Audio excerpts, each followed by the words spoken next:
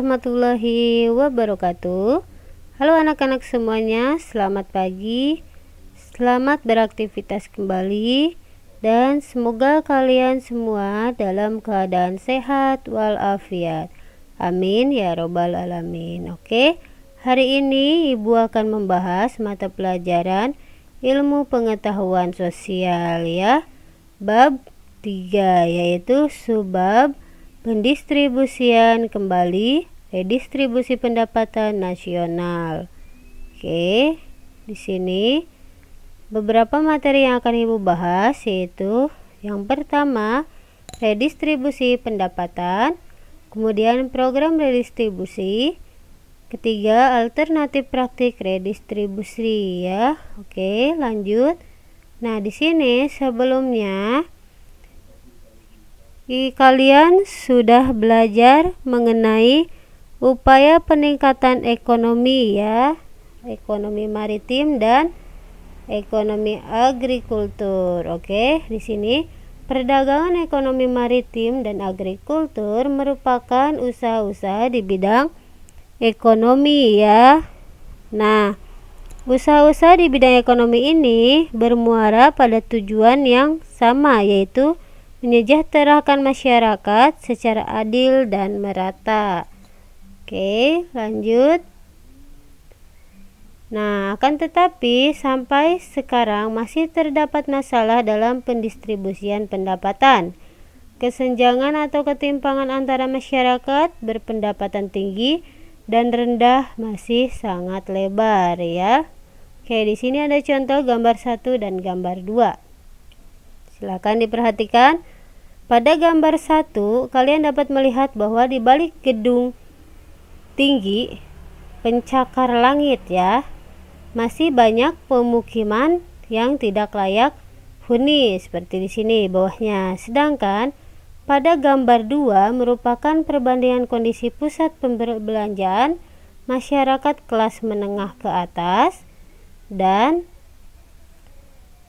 tempat tinggal masyarakat miskin ya. Yang ini dampak negatif kesenjangan sosial antara lain terjadinya kriminalitas, kemiskinan ataupun narkoba.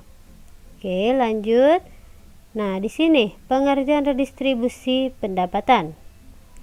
Redistribusi pendapatan adalah pendistribusian kembali pendapatan masyarakat kelompok kaya kepada masyarakat kelompok miskin, baik dari pajak ataupun penguatan lain.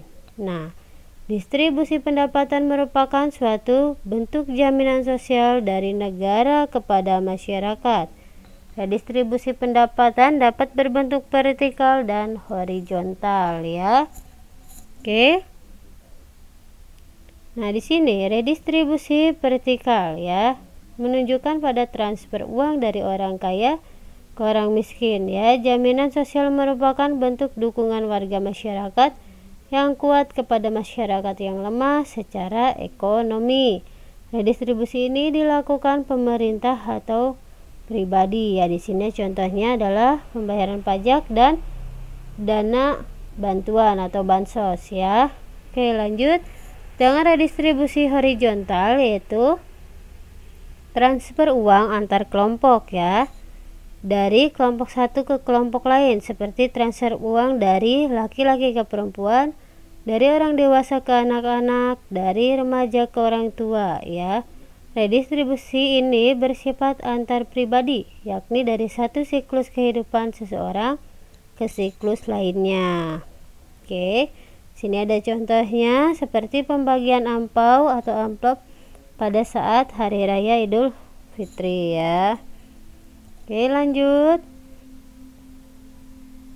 Kemudian yang kedua yaitu program redistribusi untuk pemetaan distribusi pendapatan di Indonesia. Yang pertama ada program pemberian jaminan akses kebutuhan dasar bagi rakyat bawah. Kemudian program kredit lunak dan penjaminan kredit berbasis komunitas. Lalu ada pengembangan usaha atau industri kecil. Ada pemerintah bekerja sama dengan swasta lokal dan asing untuk menjalankan program CSR. Lalu yang terakhir ada pemerintah konsisten dalam mewujudkan kebijakan penegakan hukum dan keadilan ekonomi. Oke, di sini akan Ibu bahas satu persatu ya. Silakan diperhatikan. Yang pertama, program pemberian jaminan akses kebutuhan dasar bagi rakyat bawah. Nah, awalnya dalam upaya pemerataan pendapatan di masyarakat adalah dengan memenuhi kebutuhan rakyat terlebih dahulu. Kebutuhan tersebut adalah mencakup kebutuhan dasar sandang, pangan, dan papan. Nah, akses kesehatan dan pendidikan. Oke, pemberian jaminan akses kebutuhan dasar kepada masyarakat miskin sudah dilakukan seperti Kartu Indonesia Pintar, Kartu Indonesia Sehat, BPJS Kesehatan, dan beasiswa bidik misi. Oke, selanjutnya program kredit lunak dan penjaminan kredit berbasis komunitas. Oke, pada tanggal 5 November 2007 telah diresmikan program kredit usaha rakyat atau KUR ya. Kebijakan ini tentunya merupakan angin segar yang sudah lama ditunggu oleh masyarakat, khususnya usaha mikro dan usaha kecil. Oke, lanjut yang pengembangan usaha atau industri kecil ya. Nah, program pengembangan industri kecil dikenal dengan nama Program Nasional Pemberdayaan Masyarakat Mandiri Pedesaan atau PNPM Mandiri Pedesaan ya. Ini tujuannya untuk mempercepat pemerataan pendapatan, penanggulangan kemiskinan, dan perluasan kesempatan kerja di wilayah pedesaan. Oke, lanjut. Kemudian ada pemerintah bekerja sama dengan swasta lokal dan asing untuk menjalankan program CSR ya. Oke, dengan adanya program pemerintah yang bekerja sama dengan swasta lokal dan asing untuk menjalankan program CSR, diharapkan golongan masyarakat bawah, buruh dan usaha-usaha bisa mendapatkan kesempatan untuk ikut dalam kegiatan ekonomi yang produktif secara keseluruhan. Oke, lanjut. Pemerintah konsisten dalam mewujudkan kebijakan penegakan hukum dan keadilan ekonomi ya.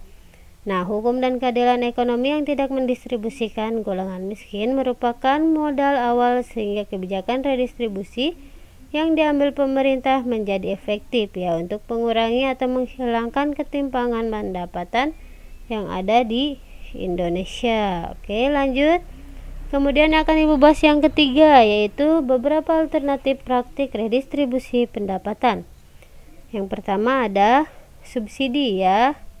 Pemerintah memberikan subsidi baik berupa potongan harga maupun pemberian tambahan modal kepada produsen ya. Contoh di sini subsidi pupuk kepada petani dan subsidi BBM bagi kalangan menengah ke bawah ya. Oke, lanjut.